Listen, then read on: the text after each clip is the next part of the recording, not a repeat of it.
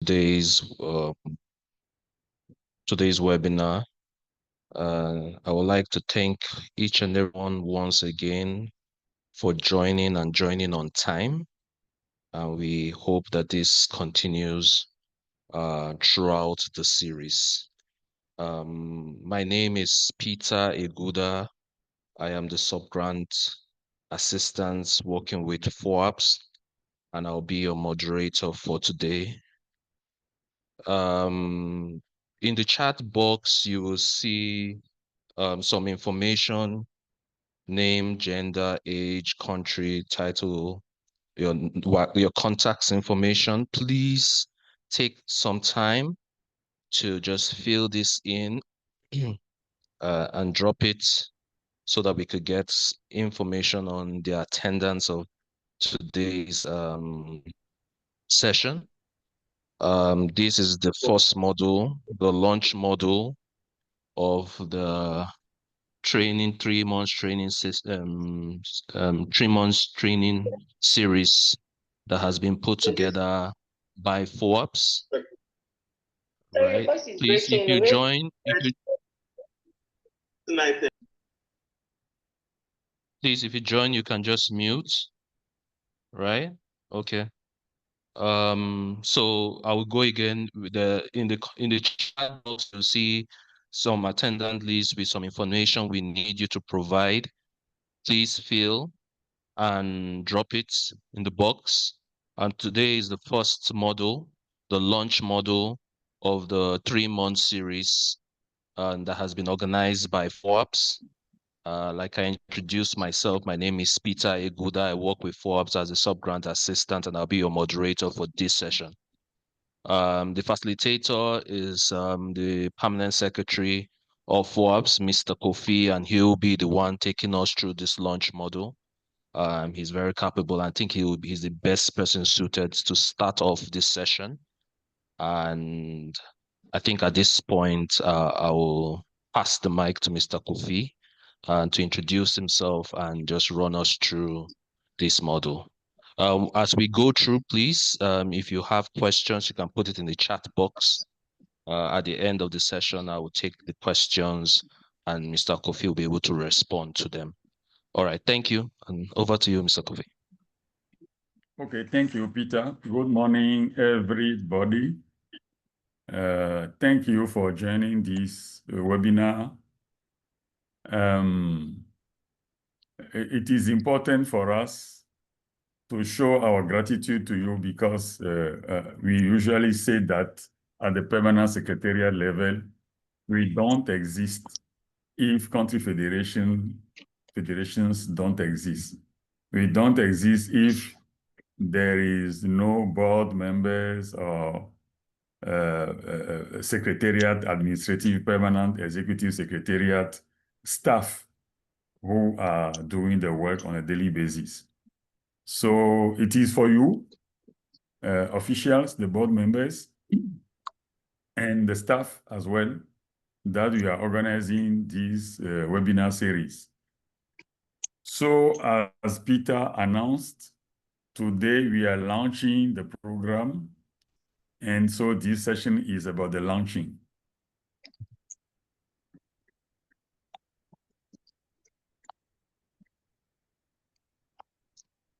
Okay, so this session will cover 4 steps. One step will be for us to know who is on board. The second step, the second chapter will be that we'll be discussing about participant engagement in what we are calling a self-learning journey. Because you realize that the methodology, though this is a webinar, these are webinars, meaning that we are going to make presentation. The way we look at it is that participants are supposed to be also engaged in some activities that will make your learning journey a fruitful experience. The third chapter will be talking about the learning group formation. We suggest that you work together in small groups to take the most advantage of the program. And we'll be closing We'll be closing with, excuse me.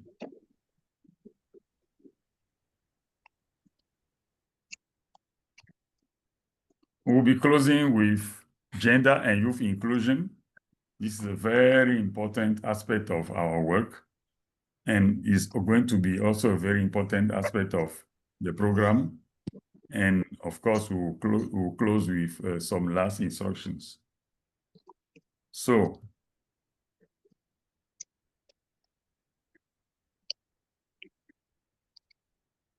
let me try this. Okay, it was better. So the first chapter, getting to know and understand the program. As Peter said, we want you to give us those information that are here, your name, your gender, your age, if it is under 40 or 40 and above, your country, your title and organization, and then your telephone. You prefer to have the WhatsApp number, and then the email. So those information are important for us because we want to have a track on the program, and we want to have a track on your progress in the process. So it is important that for every session we sign in, we put those information in the chat box. Okay. Then I want to talk a little bit about the program, or we'll be talking about the program objective. We'll present the methodology and then the evaluation methods that we suggest. And of course, we'll be talking about the way we suggest that you enjoy the program. So going back to the general objective of the program, we want to say that this program aims to two things: to strengthen the capacity of the head of FOASPS member federations in organizational development. The people we are calling here heads of FOASPS are board members as well as managers at the executive secretariat, administrative secretariat, or I don't know. The names of our organs are different. But what we want to say here is that this program is aiming at the board members of our country federation, as well as the staff heads, the managers of our staffs. Of course, any staff can take advantage because you will agree that all of us, we are at a certain supervision level. It is not only the first manager who is who we are calling here the heads, but anybody who is at the supervisory level in its organization it can enjoy this program. The second general objective is to enable our participants to master the management of their organization as non-profit organizations. We want to make sure that we have that clear understanding that our country federations or professional associations that are members of our country federations are not normal private companies.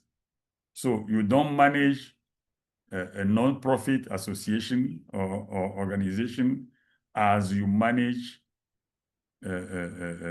private companies. Let me just give a short example. Most of the time, people working in non-profit associations are working on a voluntary basis. In private companies, people are working for salaries. They get paid for what they are doing. So when you are managing a non-profit association or organization, whether you like it or not, there are a lot of people who are working for your business who are not paid for the business they are doing, or who may be paid, but they are not paid as the normal salary that they are supposed to receive if they were employees. Okay, so it is important that we have that in mind. Managing a non-profit association is not exactly the same as managing a normal private company. So this is what we are going to address there. In details, what are going to be our specific objectives? Here I'm showing the specific objectives that will address the various, let me say the 10 modules that we have in the program.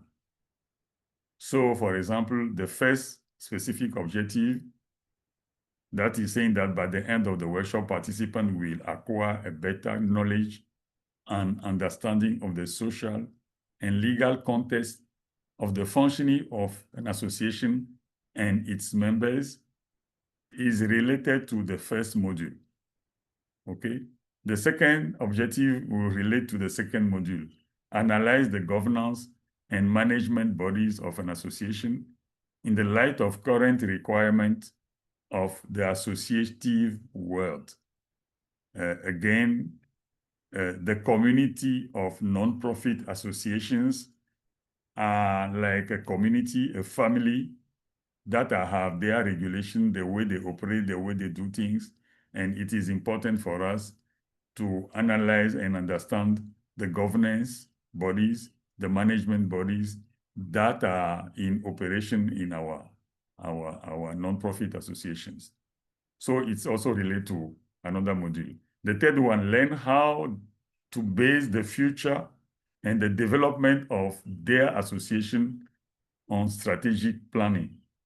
In fact, you will realize that if you are aiming at the development of your association, but you are just working on an operational basis, on a daily basis, you don't have the perspective for the future, you don't plan strategically, maybe within 2 years, 3 years, 5 years, knowing exactly where you want to go and how you are going there, then you cannot achieve anything, you cannot perform and expect to have the development of your organization. The fourth objective, specific objective, is to develop their capacity to provide their associations with the resources necessary for their functioning and growth. In fact, here we are talking about resource mobilization. If you are capable of mobilizing the resources to give your organization the means that it needs for its development, then functioning and growth will be assured. The fifth specific objective is to build their approach to grant research in a strategic and proactive manner. Yes, when we are talking about resource management, we have a lot of ways to mobilize resources. But here we are going to be very specific and we'll be speaking to how do we search for grants? How do we organize as an association and to search for grants? So that is what the fifth objective is going to target. The sixth objective will be for us to acquire the minimum skills that we need to initiate and conduct all our activities as a real development project.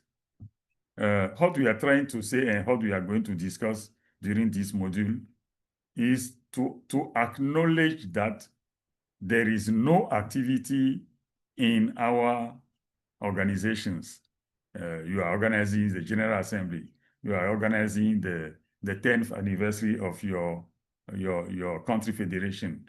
You are organizing a marathon in the city.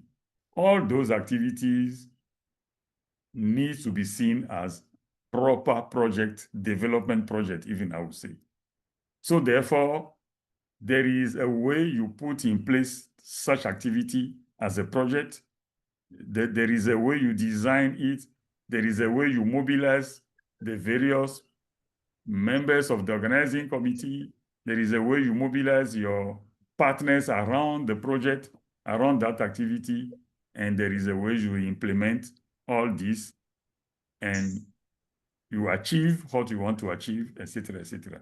So it is important that we look at our activities especially the major activities that we want to carry out as real development projects. The seventh objective is to integrate the issue of staff performance at the heart of our organizational performance. In fact, you will realize that sometimes we are keen of seeing the performance, the organizational performance. We are successful, we are well known. The Minister of Health is working with us, beautiful, everything is going well, but it is not enough that we are seeing the organizational performance. Sometimes the organizational performance may be due to external contingencies. It is not necessarily because we, the staff who are in charge, we are doing well, we are performing well. So it is important here that we look at the individual performance as well as the team's performance that would then lead us to the organizational development or organizational performance. So this is what we are going to discuss during the 7th module. The 8th module will be to explore the arcane of the financial management of the association to ensure that our practices comply with accounting and tax regulations. It is not because we are a non-profit organization that our financial management should not be done according to regulation, according to our country's laws that govern the non-profit associations.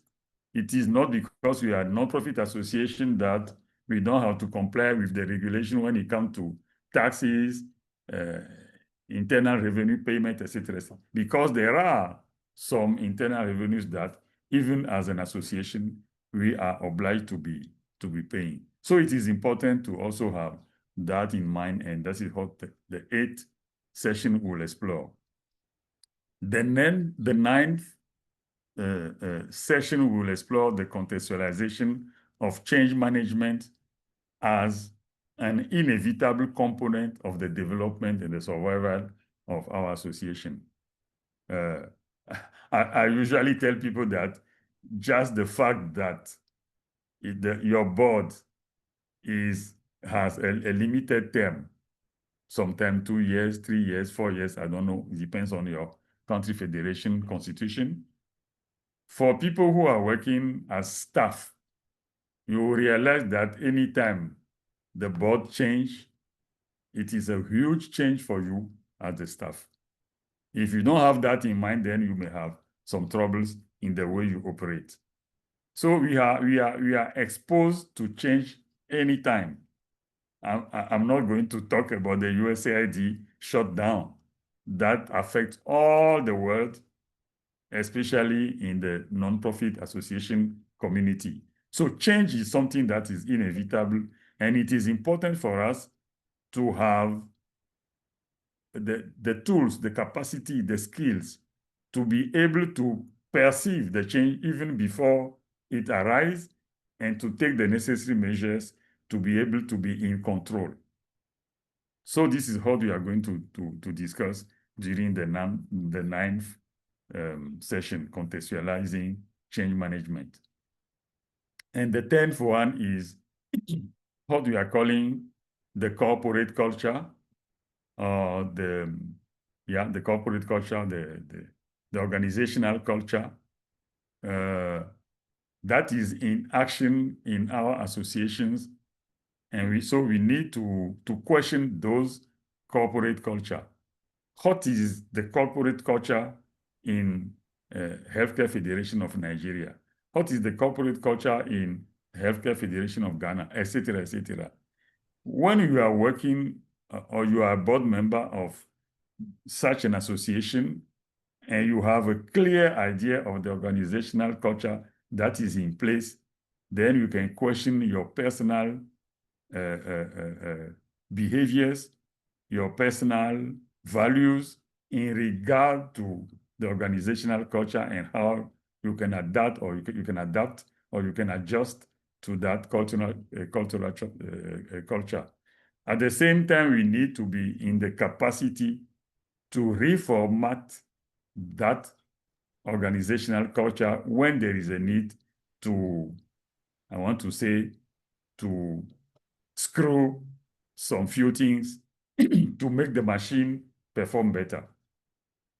So I've been very long on these specific objectives because this is really where I can tell you about what is going to happen within the next 3 months. Okay, so those are, I want to say this is basically our journey during the next 3 months. Of course, that leads us to have an idea of the session that are going to be carried out. Okay, Module 1, Administrative Management and Association, Governance of an Association. I'm not going through this. You will receive the PowerPoint presentation. Maybe I need to ensure you that we in FOASPS usually share our PowerPoint presentation. We don't have copyrights on the PowerPoint presentation, so we are going to share after every session, we will share the PowerPoint presentations with you. Thinking that, well, if you want to do this kind of training, you want to organize this kind of session internally for your country federation, you are authorized to use our visual support. But now I want to speak to one session that is not discussed during the specific objectives presentation. That is what we are calling the power of mindset. That is going to follow this in this launch session. The power of mindset is the inaugural session that we want to organize to pave the way for your success during this journey, this 3-month journey. So the power of mindset will be our next session. And this is where we are going to understand what in our inner self can be a means to succeed in life, in our businesses, or that can be an obstacle to our success in life and in our business. So the power of mindset is going to pave the way for this program.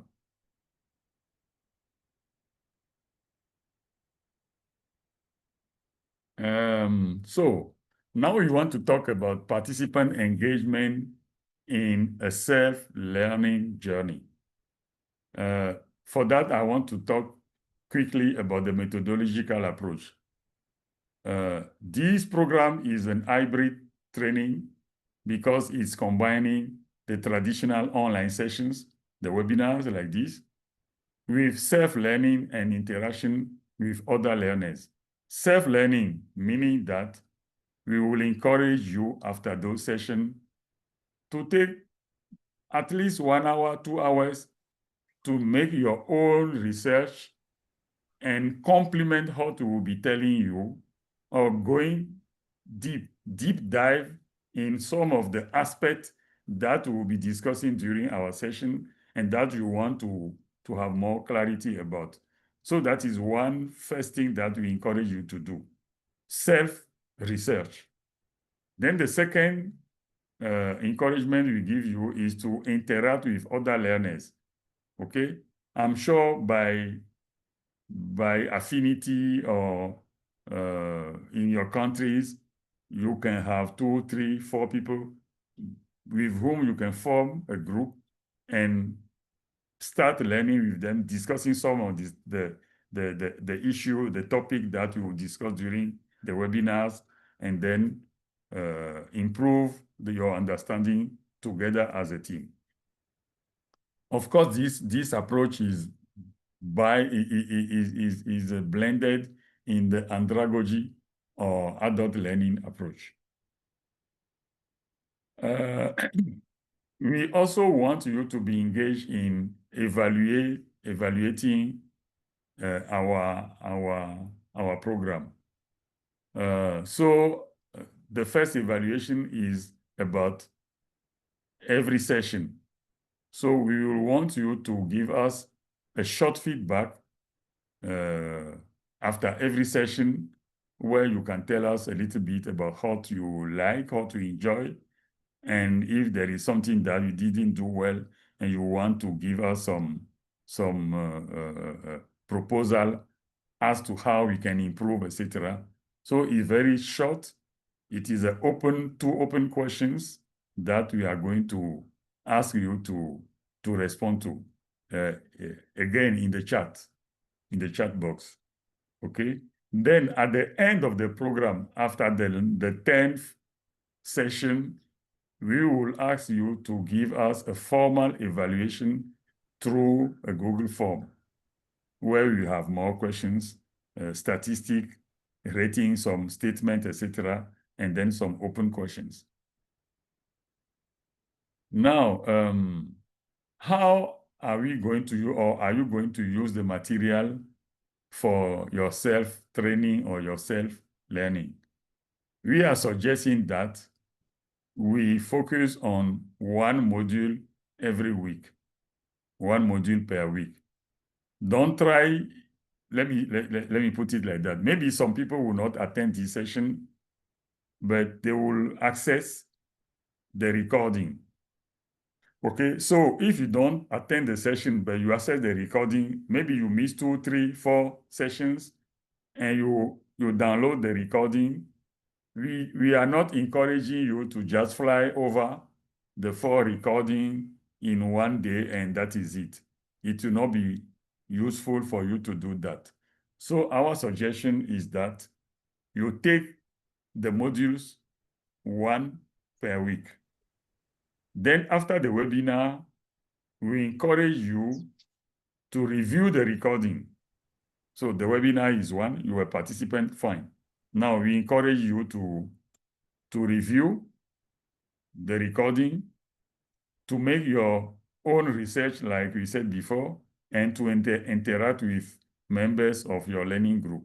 If you have a learning group, you can interact there. Then we have another tool, the JLN. You know that on our website, FOASPS website, we have a JLN, Joint Learning Network. Sorry, Joint Learning Network. So you can go to that Joint Learning Network. I'm sure Francis will put the link in the chat box for you. So you can access it and sign in for the Joint Learning Network for those who are not yet members. And then you can even create discussion forums for other colleagues who participate in the session to interact with you. Okay, so those are the tools that we are putting before you and that we are suggesting that we can use to improve the learning process. Now, of course, this is just, I want to call it the participant engagement journey. So today we are in the launch of the program, the first station. Then our next station next week will be the power of mindset. And from there, we are going through the 10 sessions that I presented before. And after every session, we are going to invite you or encourage you for your personal or group work, research forum, etc., platform JLN, etc., etc. Okay, and at the end, the 5th will be the closing session. So this is basically the learning journey.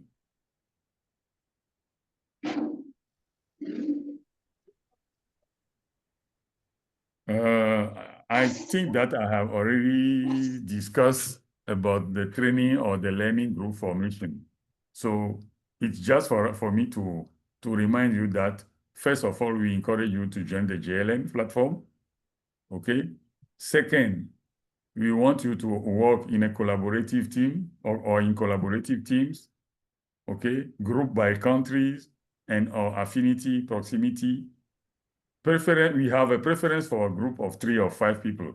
If your group is too big, too large, it will not be helpful because you may not have time and opportunity to interact. So we encourage you to form small groups that will not be more than 5. Communicate your group composition to the trainers to benefit their support. If you form a group, let us know so that maybe we can join your group, and if you put in place a small WhatsApp group to have your internal discussions, if the trainer is also part of that group, then they can from time to time make their contributions in your group. Okay, so that is why we want you to communicate your group to us and maybe to make us members of your WhatsApp groups. Okay, so again, the group works include contextual search tailored to your country. Yeah, for example, we'll be talking about taxis. We'll be talking about governance bodies of our associations. It may happen that the regulations are not the same from one country to the other. So you will realize that everybody may be talking, even if we, the trainers, will be talking from our perspective, from what we know in our countries. It may not be exactly the same in your country. So that is why it is important that you contextualize the content of the modules and see what is what are the realities in your country. Okay, and then creation of digital tools, models, following the presentation and models proposed by trainers. Let me give an example. When we'll be talking about managing activities as development project, we may probably suggest that you have a form, a template, so that when you are going to write like a concept note for your project, you are not always obliged to invent the wheel. Okay, so for that, you may need to have a template for the concept note. We will be suggesting a template in our webinars, but then it may happen that during your group discussion, you come up with something very interesting that you prefer to adopt for your country federation. Please be committed to share that with the trainers team, and we can share with other participants as well. Okay. So now I want to conclude very quickly about gender and youth inclusion. Why are we talking about inclusion of gender and youth? We believe that this is a cross-cutting issue in organizational development. Women and youth are usually excluded in most of our projects, in most of our institutions, our organizations. Authors of these exclusion or actors, people who are making those exclusion, most of the time are not even aware of this. Okay, for instance, when we are making recruitment, it is not always that we think of making a balance between genders, men and women, in our organization. So if you don't pay attention, you reach a point where, wow, all your members are men or boys. There is no woman on board. Okay, so sometimes we do it. We are not doing it deliberately, but it happens that we don't put in place the necessary mechanism for that. So it is important that we talk about that at the very early beginning of the program. Gender and youth is important to address inequalities. We need women to restore the balance and use the two brains of our organization. Yes, our organization like a human being with two brains, but we decide to work only with one brain.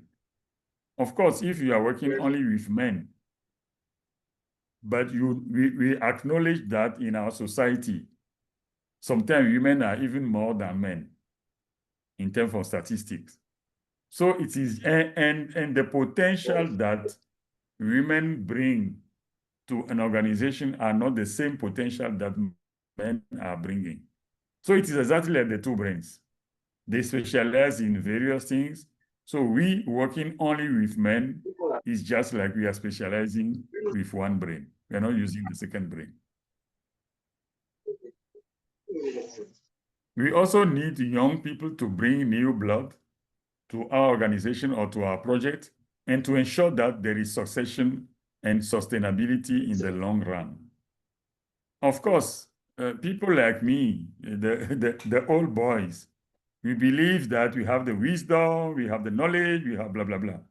But sometimes because of that, we are stuck. We cannot see opportunities for innovation. We cannot see opportunities for new ideas, etc., etc. So it is important to bring on board the young or the youngest for them to bring that innovation, new ideas, etc., etc.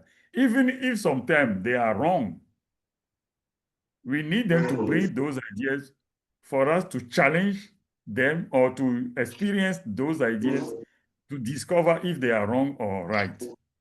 Okay, so it is important to see the participation of the youngest as an opportunity for our organization to learn, to develop, and to prepare them to take over from us.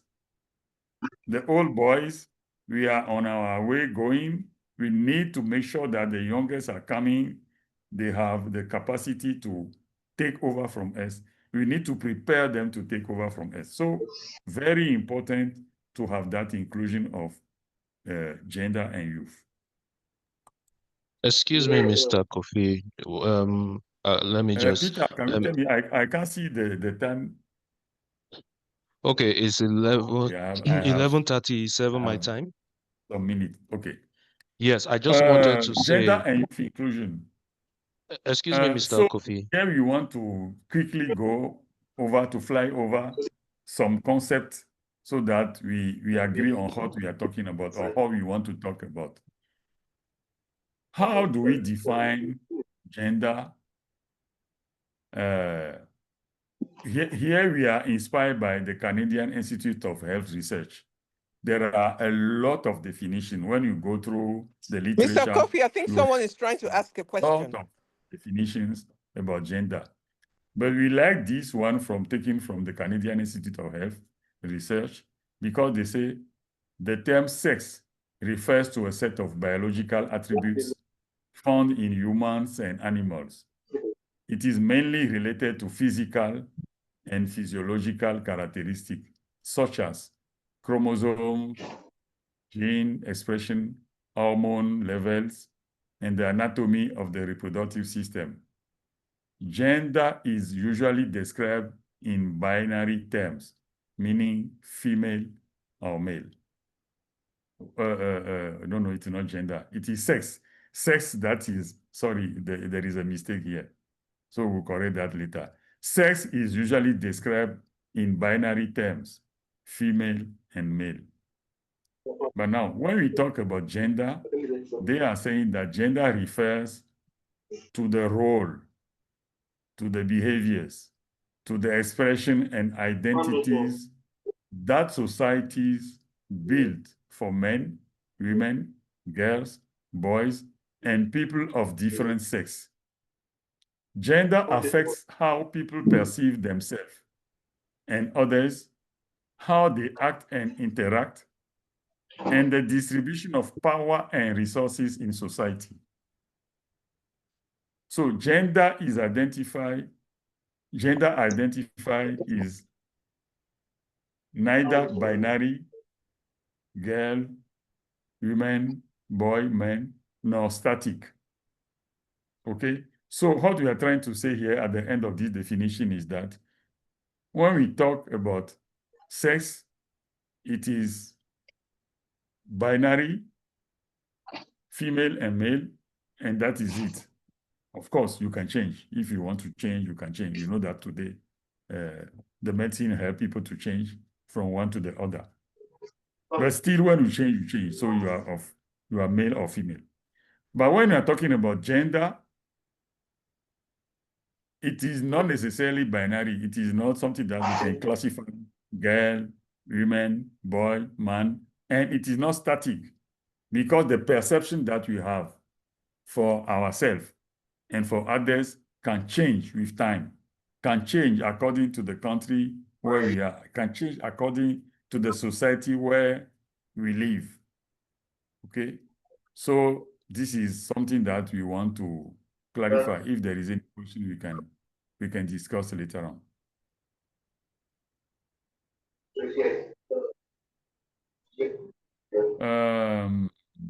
Hello, Mr. I don't want to spend too much time on this as we are going to receive these slides. Try to look at the age group when we talk about the youth. What is the age? You will realize that it is sometimes from one country to the other, we don't speak about the same thing.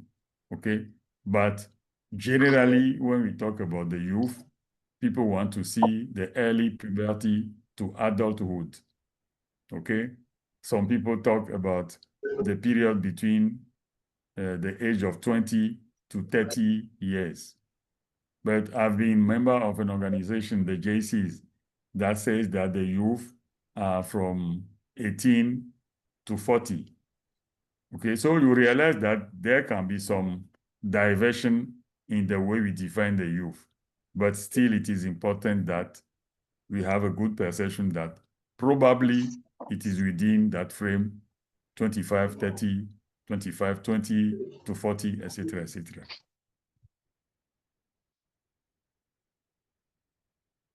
Here I want to maybe give some kind of food for thought.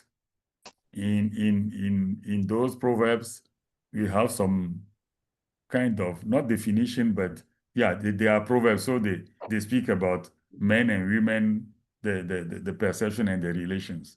Okay.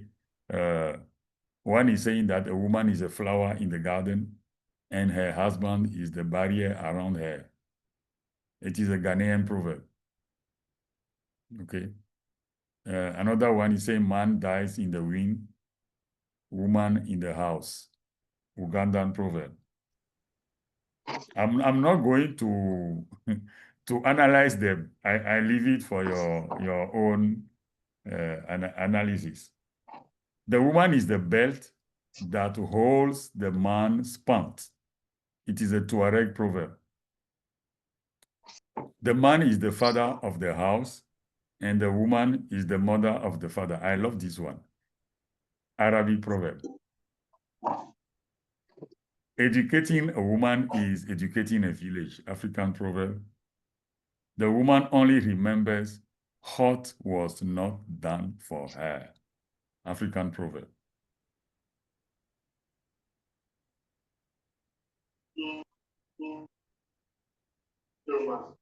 Gender and youth inclusion. Now, the question before us, when and how to ensure that inclusion,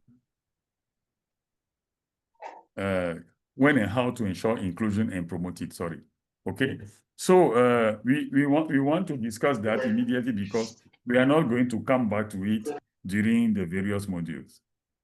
So we are saying here that in the operation of our organizations, example, when we are adopting human resources policies, when you are adopting the organization of working hours in your organization, when you are planning your annual leaves, for example, in the provision of maternity leaves and paternity leaves, of course, we enforce, we experience a situation where we did not plan for example, maternity leaves in our HR policy. And the first time we were exposed to that, it became a challenge for us because there is no provision, you know. So we are learning from experience.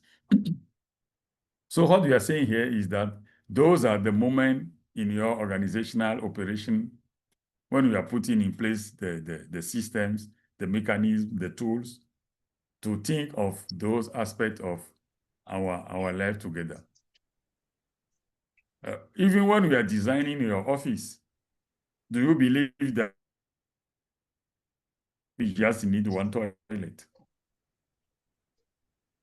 Okay, so those are the small things that sometimes we just wave it, and when we are facing the realities, we realize that we were not wise at all. Okay, in designing our project, we also need to ensure that our targets are inclusive. Example, how do we involve beneficiaries during the design phase for them to voice their vision and for their development? You know, most of the time we design projects, we know that the beneficiaries are maybe in the community.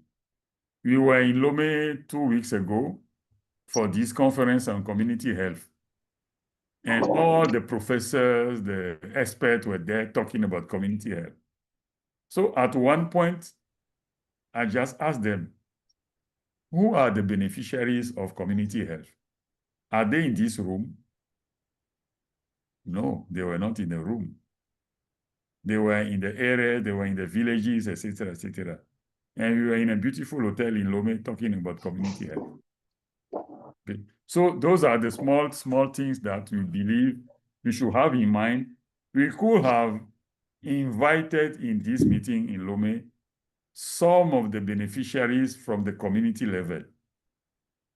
Even if they are only 3, 4, 5, combining men, women, youth, then we can pretend that they are representative in the room. But if we don't do that, then we are planning on their behalf. They are not there to voice their vision for their own development. Now, the implementing actors also needs to be looked at carefully as far as possible to make sure that beneficiaries can also be partners, actors of the implementation. So this is what we want to share with you about gender and inclusion, because as we said, we are not going to come back to that later on. Now I want to conclude with last instructions. First, remember that the methodological approach of this program is hybrid and interactive. We said it before. So importance of personal research, importance of interaction with trainers, as well as with other participants. Have that within 3 months, please mobilize your time, reduce getting to beer bar with our colleagues to drink some beer and have fun so that we can concentrate on this program for 3 months, and then we can go back to our normal use of our time. Secondly, let us remember that the importance of the proper use of the available materials. As we said, have the discipline to process one module every week. And after the webinar, take time to review the recording, do your personal research, and share your findings. So, dear colleagues, this is what we want to share with you this morning to make sure that we have the same understanding about the program that we are inviting you for, and that we are in a good shape to start next week. Thanks for your attention. Thank you, Mr. Kofi, for that. And if we have any questions concerning today's session, please drop it in the chat box, and I'll read it out for Mr. Kofi to respond to. So while we wait for questions, I also want to say, please, when you join in, ensure that um, you are muted so that you do not distract the class. That's very important. Please, as you log in, check and ensure that you're muted. Edebini Umo, please, it would be nice if you can mute. So yes, so we'll give a few minutes so that if you have questions, you can drop it in the chat. The next session will be next week, Thursday, same time, to be an introduction to the power of the mindset. That will happen on the 24th of this month, same time, next week, for introduction to the power of the mindset. Okay. Can we make the presentation slides bigger? As we hardly could see the screen. Okay, this is noted. This is noted. Um, all right. Okay, for the JLN, it was put on the link, so you can join. But Mr. Kofi, they want you to elaborate more on the platform, what the JLN platform is about. So I don't know if you can go ahead and Okay. respond to that. Why I put it again on the chat for those of us who want to join. Okay. Thank you for the question. The GLN platform is a learning tool that FOASPS created to allow interactions between our stakeholders as a whole, but particularly for young men and women. It is really designed for young men and women. So it is a platform where we will be posting our various training program. We were posting some are already there. I know that we have some trainings on advocacy, some training on, I don't know, maybe resource mobilization, but not in this webinar format. So we have few training that are already there. This webinar series also will be posted on that same JLN platform. Okay. Then we have some other functions on the JLM. One is what we are calling health. The wiki, Francis can help me. The health wiki or something like that. Wiki health or health wiki. Meaning that we are trying to collect on one single space definitions of various health terms. Okay, the words that we usually come across when we are working in the health sector. So we have that as part of the JLN. We also have the forum. I discussed the forum before. Discussion forum are there. You can create your topic. Okay, but before you can do that, you need to be a member. You have to be a member of the JLN. That means that you sign in with your details and you become a member. It is free of charge. Okay, and the moment you are a member, then sorry, you can create a discussion forum and invite other members to join you for discussions. Okay, so there are many functions on the JLN. So please go and visit it and join, and feel free to create discussion groups, discussion forums, etc., etc. Some are already there, so you can join and contribute.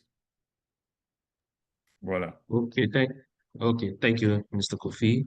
Do we have more questions? If you have questions, any other more questions, we can just type it on the group.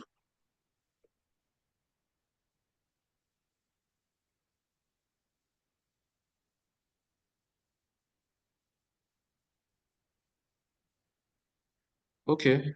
I don't see any more questions. Again, I would just like to remind us that this series. Exceptionally, Peter, Okay. exceptionally, as we have 5 minutes, will you allow maybe some of our colleagues, especially the board members or the head staff, who want to make some to verbalize their comment?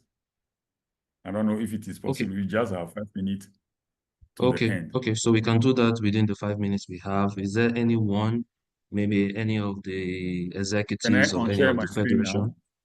Yes, please. Yes, please.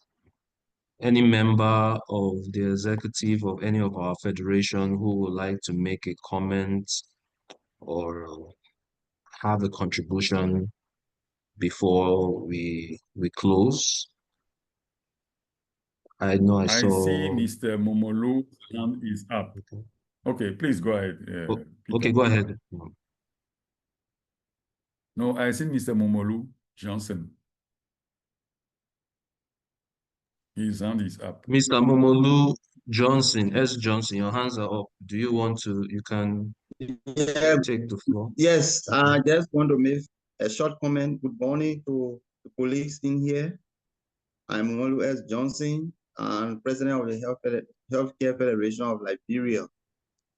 I want to just extend my thanks and appreciation to the organizer of this training. And we from Liberia want to express our willingness to learn, and we want to say thank you. I have just a concern regarding the time of this training.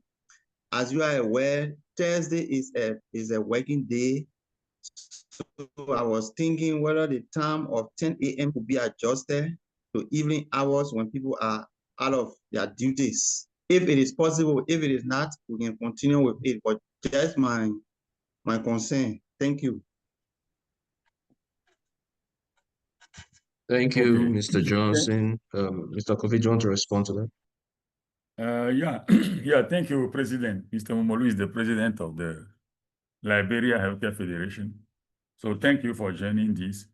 In fact, the term has been set after a survey that was organized by the Permanent Secretariat, the Communication Department. Unfortunately, we did not receive many response to that survey, but the conclusion that came out was that the best time will be in the morning at 10. So I don't know. I would take the question now that we have 62 participants in this call. We have more than 200 registration to the program. I don't know. Maybe I will discuss with Francis and see if we can carry out another survey with the people who are interested. Please respond to that survey if you agree to do it, so that we can discuss if there is a need to change the time. Over. Okay, thank you. Thank you, Mr. Kofi. I don't know if any of the executives from any of the other country federations would like to have a word.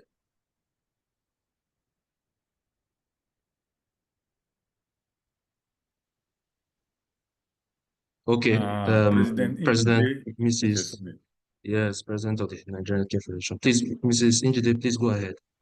Okay, no, I just wanted to say again, thank you for organizing this.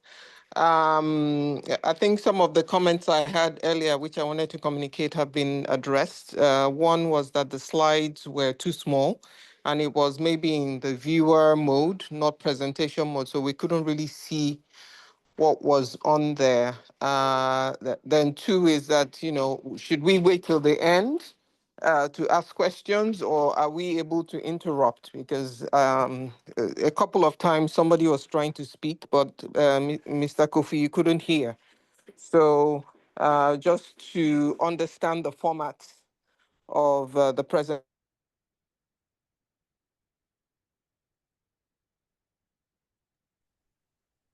Okay, Mr. Kofi, can you respond? Yeah, I don't. Maybe we need to do some more homework, Francis and myself. But it was in presentation mode, and the slide were in presentation mode. So I don't know what happened. Why was it too small for you?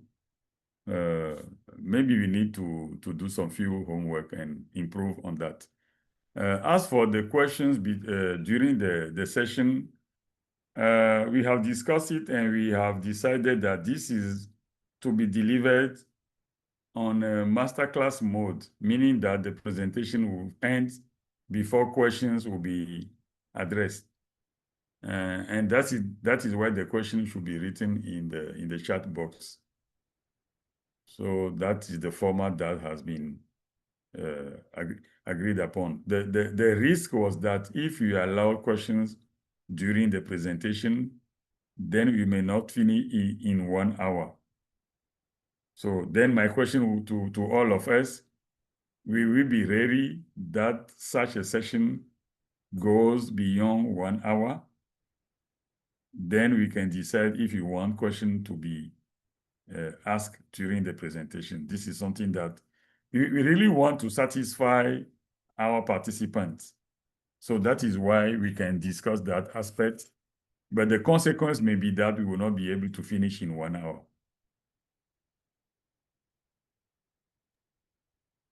So maybe this is something that we will take care of during the next survey that we are going to do. So thank you, Madam President. Thank you. Okay, so at this right there, I think we are just a minute over 12 my time, 1 minute over an hour. So at this point, I would like to ask Mr. Kofi to give his final words, and then I will close today's session. Mr. Kofi, Okay, over thank you. to you. Okay, thank you, Peter. My final word will just be a vote of thanks. We really want to show our appreciation, our gratitude for those who make the time to join this call. We understand that some of you have to sacrifice something because it is a working time. So let us work together and find the right way to continue to organize this program and make sure that it is beneficial for all of us. So thanks again and have a great day. All right, thank you, everybody. We'll get back to you with the survey to know exactly what works. But for now, the time is set for next week, same time. So till then, have a lovely work day and a happy Easter for our Christian brothers and sisters, and enjoy your weekend. Thank you and goodbye.